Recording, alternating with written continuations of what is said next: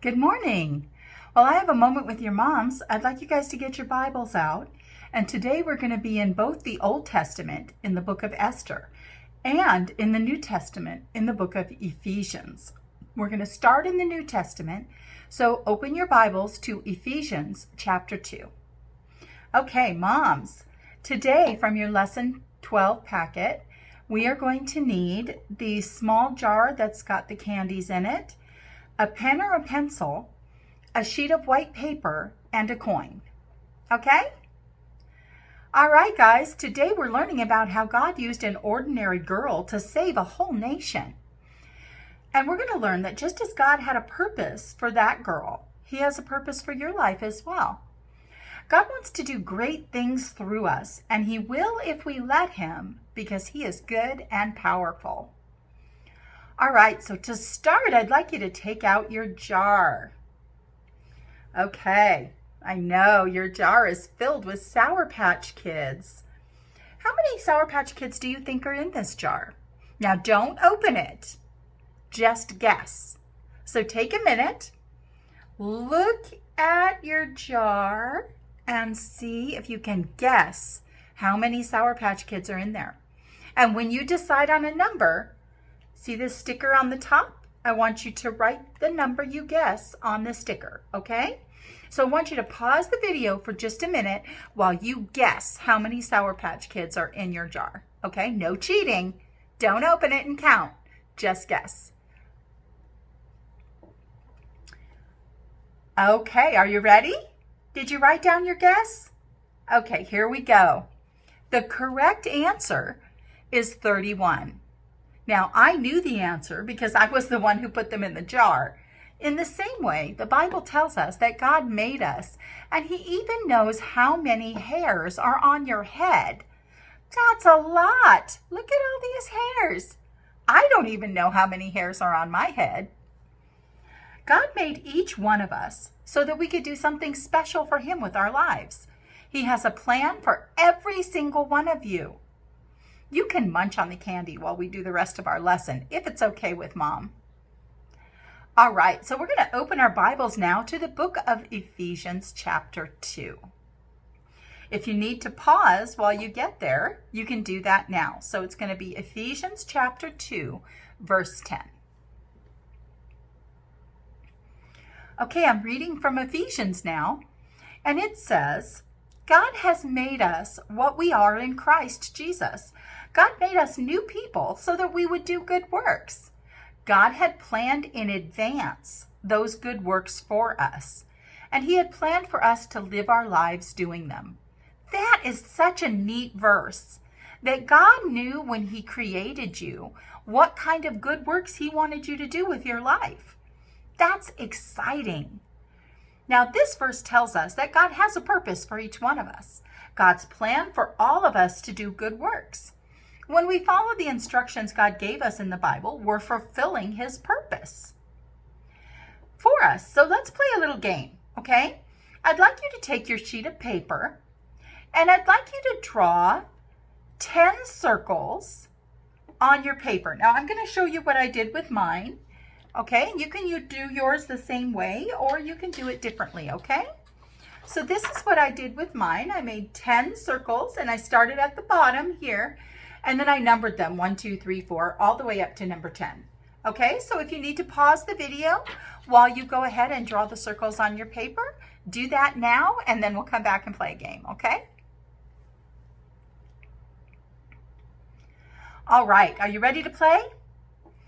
Let's take your circles and we're going to put them down on the table in front of you with the number 1 closest to you. Then I want you to take your coin. See, I have a nickel. You may have a different coin. It's okay. It doesn't matter what coin you use, okay? And I'm going to put my coin on number 1, okay? All right, now I'm going to read some situations, and I want you to think of what you would do. So if you can think of an answer that shows how you would follow God's plan, then you're allowed to move your coin 1 space up. Okay? So pause your video while you get your stuff ready, and then when you're ready to play, come back. Okay, here we go. Are you ready? Here's your first situation. Remember, your coin is on the number 1. There's a new student in your class at school. You like sitting by your friends at lunch, but you can see that the new student is sitting all alone. What would you do? Now remember, if you can think of an answer that fulfills God's plan for you to do good works, then you get to move up a space. Okay, well, I think I might invite that new kid to come sit with me and my friends. And if they're not comfortable meeting my new friends, then I think I would probably sit with the new student and find out some more about them, make a new friend. So I'm going to move my coin up to number 2. Okay? All right, are you ready for the next situation? Here we go. You are having fun playing at the park, and you hear your mom call you to come home. What do you do? Remember, you're looking for answers that fulfill God's plan for you to do good works. Okay? Well, if I heard my mom calling me, even if I'm having a great time and I'm in the middle of a game, I think that the right thing to do would be to go ahead and go on home. So I'm going to move my coin up to number 3. Okay, ready for the next situation? Here we go. Remember, you can pause at any time that you need to stop and think about an answer, okay? All right, next situation. You have been running errands with your mom all morning. Finally, you're at the last store where you're buying groceries. You see your favorite candy bar and ask your mom if you can have it. She says no. What would you do? Well, I know sometimes we get angry when we're being selfish and we're thinking about ourselves. And if you've been out all day, you might have been tired and probably a little grouchy. But I think to cry or get upset would be the wrong answer, because that doesn't fulfill God's plans, does it? So the right thing to do would be to accept your mom's answer and keep a good attitude. Okay, so I'm going to move up to number 4. All right, you ready for your next situation? Here we go. You have a neighbor who doesn't know Jesus. What do you do? That's a tough one, especially in these days when we're not able to really interact with people we don't know very much because of COVID. So I think a good answer for that would be you could write them a note and leave it on their door, or you could write them a note inviting them to church, or you could just write them a note saying, God loves you. These are all great things you could do that would fulfill God's plan for you. So I'm going to move up to number 5. How many of you are on number 5 with me? Great work. All right, you ready to go to the next situation? Here we go. You played your best during the soccer game, but your team still lost. What do you do? Well, here again is another situation where you might be tempted to be angry and maybe even blame other people. Yell at them and say that it's their fault that you lost. But remember that when you're on a team, you all win or lose together. Okay? So it's not any one person's fault if your team loses. So the right thing to do that would fulfill God's plan might be to encourage your team and say, you know what, we lost today, but we're going to do better next week. And that would be a great way to fulfill God's purpose in your life. So I think I'm going to move up to number 6. What do you guys think? All right, let's go to the next situation. Ready? You think your soccer coach is letting other kids play more than you do. So what do? Well, again, here's a tough situation. So do you go to the coach and insist that he lets you play more? Or do you go to your coach and say, I would really like to play more, coach, but I understand that you're running a whole team. Okay, which one do you think would be fulfilling God's plan for you? I think if you go to your coach and say, I'd like to play more, but I'll abide by whatever you decide, I think that's the right thing to say. So I'm going to move up to number 7. Are you guys on there with me? Here we go. Here's another situation. Okay. You have played all afternoon in your room and you made quite a mess. What do you do? I think that one's kind of easy, don't you? Let's see. Do you leave your room a mess? Well, if you do that, your mom's going to come in and she's probably not going to be very happy, is she? So the right thing to do is what? It's to clean up the mess that you made. So I think I'm going to move my coin up to number 8. All right. Here's another one. Are you ready? You have spilled paint on the floor while doing an art project. What do you do? I think you guys all know that one. You know that you should clean it up. And if you can't clean it up yourself, if it's too big a job for you, you should definitely ask your mom for help, or maybe an older brother or sister. See, acting responsibly is another way for you to fulfill God's purpose for your life. So I'm moving up to number 9. All right, are you ready? You're worried about a test you have at school. What would you do? Whoa, this one's tough. I used to hate tests when I was in school. But I think the responsible and right thing to do is, if you're worried about the test, then maybe you need to study a little more for your test. You could pray and ask God to help you to remember the things you need to know for your test. But this responsibility really lies on you. If you haven't prepared for your test, then you're more likely to worry about it. So if you're worried about it, what should you do? You could pray and study. Okay, so I'm going to move up to number 10, and we have one more situation. Okay, and the last situation, if you get it correctly, you get to move off of the circles and you have 1. So are you ready? Here we go. Last situation. You brought your favorite toy to the playground and now you can't find it. What do you do? Wow, I would hate to lose my favorite toy. So I think that if I lost it at the playground, I might ask someone to help me look for it. And if I just can't find it, then I'm not going to throw a tantrum or anything. I'm going to just accept that I lost my toy and maybe learn to be a little more careful about where I put my toys in the future. So I'm going to move right off of number 10 and off the board, and I have won the game. How about you? How far did you guys make it up? Good job. All right. So what do you think God's purpose for your life is? To do things His way, to please Him, to help others know about Him. When can you fulfill God's purpose for your life?